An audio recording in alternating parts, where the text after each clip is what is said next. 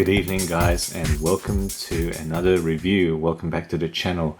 What I have here today is an Invicta. Now, I've had a few Invictas on the show, so it came as a bit of a surprise to myself that I grabbed a hold of this one. I saw someone I knew had purchased this model, and it caught my eye. That rose gold. Not solid gold, obviously, definitely nothing solid gold here, but that rose gold tone, complete rose gold tone bezel, really, I saw that and I was interested, to take a closer look at this. So, I grabbed hold of it. Now, I'm a little bit disappointed, of course, that is a quartz. You can see straight away by the movement of the second hand that this is a quartz watch. So what I have here is an Invicta Pro Diver 15188 is the serial number on this model. This one, has the most ridiculous MSRP I've seen so far, and by that I mean relative to the actual price you can buy it for. It lists an MSRP of 995 US, and I think that's just ludicrous for this brand and a quartz watch. And in fact, you can get it for around $80 right now on Amazon. So, I think the joke is even bigger with this particular model. Quartz movement with date, so really nothing to shout about. At the back, of interest is that, let's see if we can point it out. So you can see there at the top of the case back there, it says Swiss parts movement.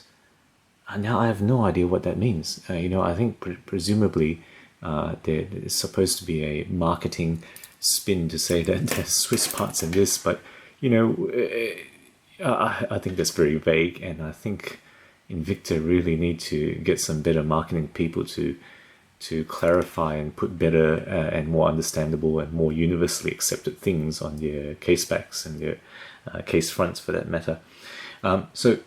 This is a stainless steel case, of course, with rose gold PVD treatment, and it's pretty good. This has been worn for at least a few weeks, if not a few months, and I've looked all the way around, and I can't find any loss of the tone in this watch. So I think that their treatments are getting better these days compared to what we used to have in the old days of what gold plating used to be.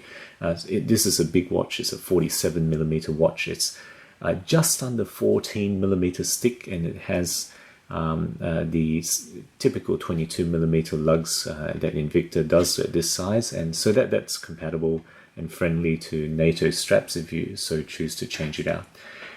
It does have a screw-in case back, as you've seen there, but again, interestingly and curiously and frustratingly, it does not have a screw-in crown.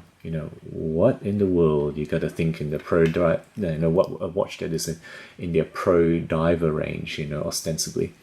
We have here a black dial, of course, which has a slight sunburst. You can already see that as I have rotated the dial in the lighting. It's got their typical lume, which is not fantastic. In fact, it's probably worse in class. This is not sapphire, it's mineral glass, and it does have that magnifying Cyclops window there. And of note is that you will see it magnifies it, but it's nowhere near, or it's definitely less than the sapphire magnification that you see on Rolex's Cyclops dates. Solid steel bezel with rose gold tone and raised, numbering, which really was part of what caught my eye, actually. That those markings are all raised, which I think is a nice touch. Stainless steel brand, rose gold center links, as you can see all the way, and it has I guess the typical cheap pressed metal clasps without any extension. This is not original. This is what the owner put on to protect the clasp. It's just a bit of a decorative tape there. Okay, so what did I like about this? After having this for around a week, I like the look. I think the look is what attracted to me. When I first saw this, wow. I thought, I don't mind having a closer look at that one. I think the rose gold works well with the black and the stainless steel.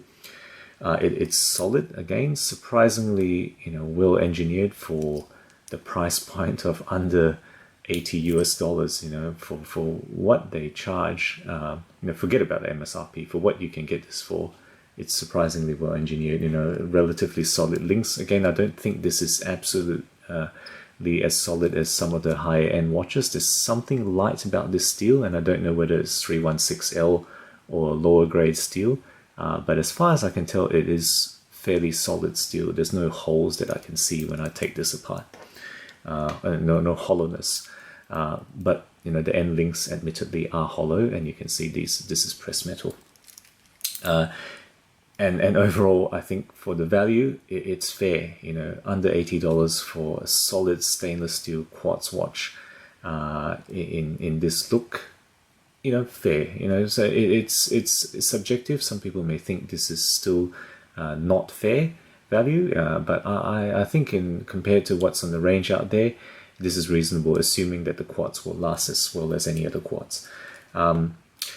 What's not so good? Well, I've already pointed out a few things that is not great.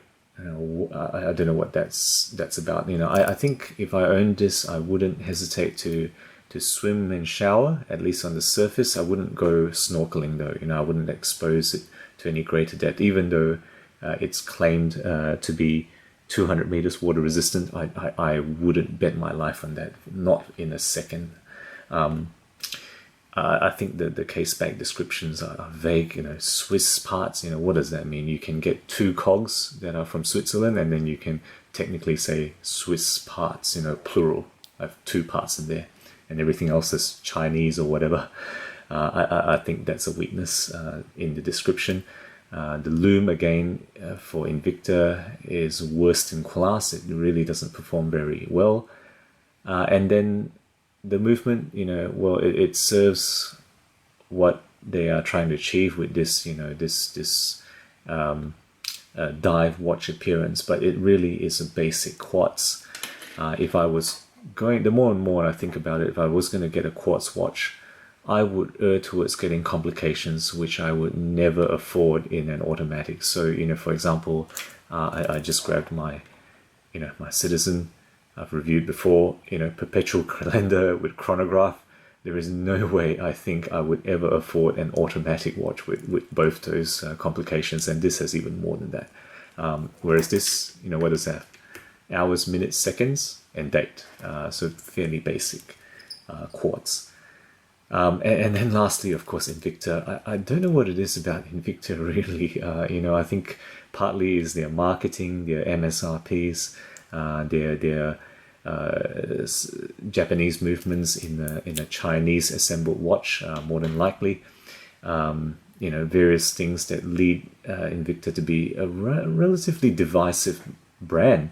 I've done, let me think, I think I've done 2 videos which feature Invicta, or 3, and they get more comments than almost all my other videos. It really does raise debate for good or bad, for better or worse. It does have that effect on people.